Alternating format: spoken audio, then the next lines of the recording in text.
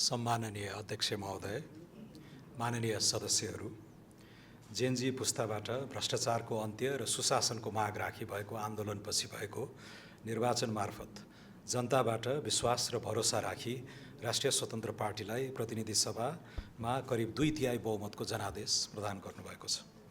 जनताले हामीमाथि गर्नुभएको भरोसालाई तब मात्र परिणाममा देखिन्छ जब प्रत्येक नागरिकले भ्रष्टाचारको न्यूनीकरण र सुशासनको अनुभूति गर्नुहुन्छ। मान्य सदस्यहरूले गुणस्तरीय शिक्षा, जातीय छुवाछुत, पुँजीगत खर्चको सीमा, जलवायु वित्त, स्वास्थ्य बीमा कार्यक्रम, वायु प्रदूषण न्यूनीकरण, लक्षित समूहको आर्थिक सामाजिक विकास, ट्रेड युनियन, कृषि पूर्वाधार क्षेत्र, संविधान संशोधनको बहसपत्र, ग्रे लिस्ट, बेरोजगारी समस्या, सुकुम्बासी समस्या लगायतका विषयहरूमा राख्नुभएका महत्त्वपूर्ण धारणा, चासो तथा उठाउनुभएको जिज्ञासा र दिनुभएको सुझाव मनन योग्य छन्।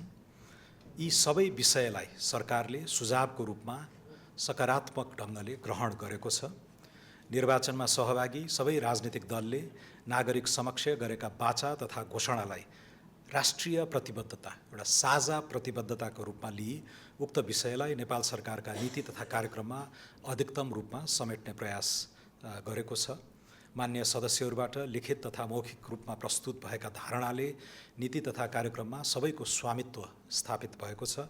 प्राप्त सुझाव तथा पृष्ठपोषणलाई आगामी आर्थिक वर्षको बजेटमा अधिकतम समावेश गर्ने व्यक्तिगत प्रतिबद्धता पनि म दिन चाहन्छु।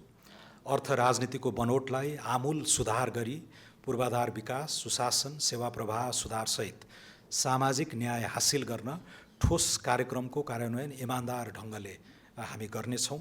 यसै गरी प्रस्तुत नीति तथा कार्यक्रमसँग सामञ्जस्यता कायम हुने गरी बजेटको सिद्धान्त र प्राथमिकता सदनमा प्रस्तुत गर्नेछु। सम्भवतः आज सम्भव भयो भने आज नै म यहाँहरू समक्ष त्यो सिद्धान्त र प्राथमिकताको दस्तावेज प्रस्तुत गर्ने नै छु। अर्थतन्त्रको आकार वृद्धि गर्न वैकल्पिक वित्तका विभिन्न उपायहरूको प्रयोग हामी गर्नेछौँ। ठुला तथा अधुरा आयोजनाका लागि स्रोतको कमी हुन नदिन वैदेशिक अनुदान, आन्तरिक स्रोत र ऋण परिचालन गरिनेछ भने राजस्व अभिवृद्धिका सबै उपायहरूको अवलम्बन हामी गर्नेछौँ। सीमारहित अर्थतन्त्र र तौलरहित व्यापारको रणनीतिलाई आर्थिक रूपान्तरणको प्रमुख आधारको रूपमा हामी विकास गर्नेछौँ। अन्य क्षेत्रगत विषयहरू छन्। रोजगारीको बारेमा, कृषि, शिक्षा, यसलाई म अहिले बजेटका सिद्धान्त तथा प्राथमिकता प्रस्तुत गर्दाखेरि अलि डिटेलमा यहाँहरू समक्ष प्रस्तुत गर्ने नै छु। अहिले समयको बचत गर्नको लागि मैले त्यतातिर गइनँ। एउटा महत्त्वपूर्ण कमिटमेन्ट, यो गभर्मेन्टको कमिटमेन्ट, केही संशय पाउँछु म र हजुरहरूलाई निश्चिन्त पार्नको लागि पनि सम्मान्य अध्यक्ष महोदय मार्फत कि नीति तथा कार्यक्रमको अन्तिम वाक्य हजुरहरूले दोहोऱ्याएर पढिदिनु होला र त्यसलाई म यहाँ स्मरण गराउन चाहन्छु। सरकारले सङ्घीय लोकतान्त्रिक शासन प्रणालीको मूल्य र मान्यतालाई मार्गदर्शनको रूपमा लिएको छ। यत्रो सङ्घर्षबाट प्राप्त यो लोकतान्त्रिक उपलब्धिहरूलाई हामीले मार्गदर्शनकै रूपमा लिएका छौँ। हामी पाङ्ग्राको पुनराविष्कार गर्न आएका होइनौँ। हाम्रा अग्रजहरूले जुन उपलब्धिहरू ल्याउनुभयो त्यसैलाई समृद्ध बनाउनको लागि न्युटनको एउटा फेमस कोट छ, मैले अलि टाढा देख्न सकेको छु भने मभन्दा अघि आएका अग्रजहरूको काँधमा उभिएर मात्रै देख्न सकेको हुँ भन्ने यो आइजाक न्युटनको करिब 300 वर्ष पुरानो कोट छ। विज्ञानमा मात्र होइन, यो राजनीतिमा पनि लागू हुन्छ र त्यो चेत हामीले हाम्रो पार्टीभित्र पनि चाहिँ प्रशिक्षणका रूपमा यसलाई धेरै पटक भनेका छौँ। हामी अघि भएका उपलब्धिहरूलाई त्यो उपलब्धिकै जगमा अगाडि जाने हो, त्यो अग्रगमनको बाटोमा जाने हो भनेर नै हाम्रो राजनीतिक धरातल स्थापित छ। यो सङ्घीय लोकतान्त्रिक गणतन्त्रात्मक व्यवस्थाप्रति हाम्रो टोटल कमिटमेन्ट छ। त्यसैले त्यो आलोकमा आज अलिकति उठेका विषयहरूमध्ये मलाई यहाँ जानकारी गराइयो कि ट्रेड युनियनको विषयमा मान्य कृष्णप्रसाद सिटौलाले पनि अघि राख्नुभयो। त्यसमा हजुरहरूमा रहेको कुनै सङ्कोच संशयबारे म पूर्णतः निवारण गर्न चाहन्छु। निर्वाचनमा जाँदै गर्दा हामीले हाम्रो वाचापत्र यसपालि अलि वफादारीका साथ यो वाचापत्रमा लेखिएका कुराहरूलाई नै हामीले नीति कार्यक्रम र बजेटका सिद्धान्त प्राथमिकता र आगामी जेठ 15 गते पेश हुने बजेटमा पनि हुबहु जस्तै यो वाचापत्रलाई नै हामीले उतार्ने कमिटमेन्ट छ, एउटा सङ्कल्प छ। हामीले यो सुशासनको मुद्दालाई सबभन्दा प्रधानताका साथ उठाएको जगजाहेर नै छ र त्यसलाई नेपाली जनताले जुन अभूतपूर्व म्यान्डेट दिएर हामीलाई पठाउनु भएको छ त्यसप्रति हामी इमान्दार रहनुपर्छ भन्ने चेत र एउटा बुझाइ चाहिँ पार्टीभित्र छ। वाचापत्रमा हामीले रूपान्तरणका नीतिगत प्रस्थानका 100 आधारहरू भनेर प्रस्तुत गरेका थियौँ।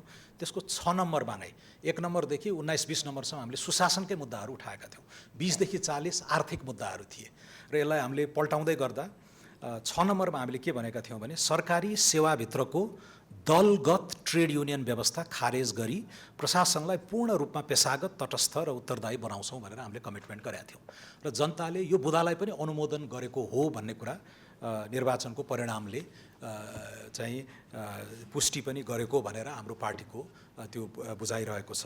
अब यो पछिल्लो पटक यो राष्ट्रपति सम्माननीय राष्ट्रपतिज्यूले अस्ति वाचन गर्नुभएको नीति कार्यक्रममा बुदा नम्बर 91 मा त्यही स्पिरिटलाई रिफ्लेक्ट प्रतिबिम्बित गर्ने गरेर के आएको छ भने निजामती, अघि पनि भनेको थियौँ सरकारी सेवा भने निजामती तथा अन्य सरकारी सेवालाई तटस्थ, निष्पक्ष, उत्तरदायी एवं व्यावसायिक संस्थाको रूपमा विकास गरी सेवा प्रवाह र सुशासन प्रबन्धनलाई नतिजामुखी बनाउने उद्देश्यले ट्रेड युनियनको खारेजी भन्ने, सो निजामती सेवामा ट्रेड युनियनको खारेजी भन्ने कन्टेक्स्ट हो। यो समग्र ट्रेड युनियन मुभमेन्टलाई नै निषेध गर्ने, यसको ऐतिहासिक गाम्भीर्य महत्त्वलाई खारेज गर्ने नियतले यो आएकै होइन।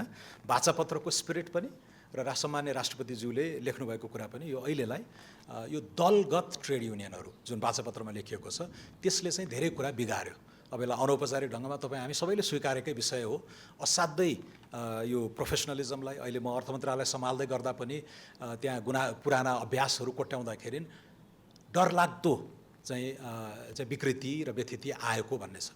तर यसले त्यत्रो 3-4 सालदेखि गिरिजाप्रसाद कोइराला जस्ता मूर्धन्य व्यक्तिहरू आफै आबद्ध भएर मनमोहन अधिकारीहरू चाहिँ ट्रेड युनियन मुभमेन्टबाटै उदाउनु भएको, विराटनगर जुट मिलको चाहिँ हडतालहरू, यो कुरा त हामीले पनि पढेका छौँ।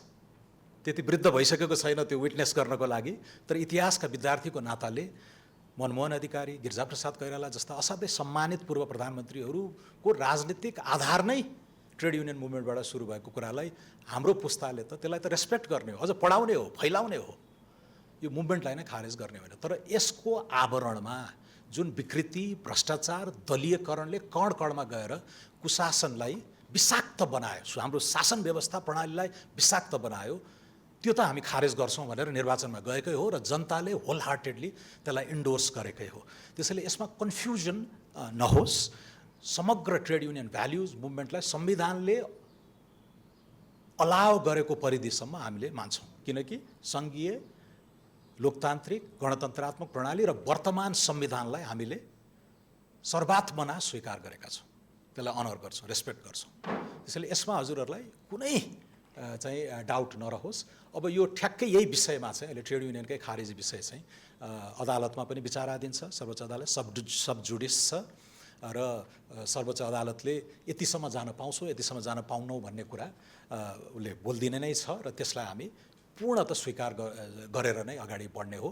तर स्पिरिट चाहिँ यो कहाँबाट आयो भन्ने कुरामा हजुरहरूलाई अलिकति मैले निवारण गर्न खोजेको चाहिँ यो सोलो डोलो सङ्गठित हुन पाउने अधिकार, बार्गेनिङ पावरको अधिकार इत्यादि, यो नेगोसिएसनकोमा चाहिँ इम्प्लोयर र इम्प्लोइ बिचको जुन एसिमेट्रिक बार्गेनिङ पावर हुन्छ त्यसलाई सच्याउनको ल्याइएको यो आधारभूत स्पिरिटमा हामीले प्रहार गरेका होइनौँ।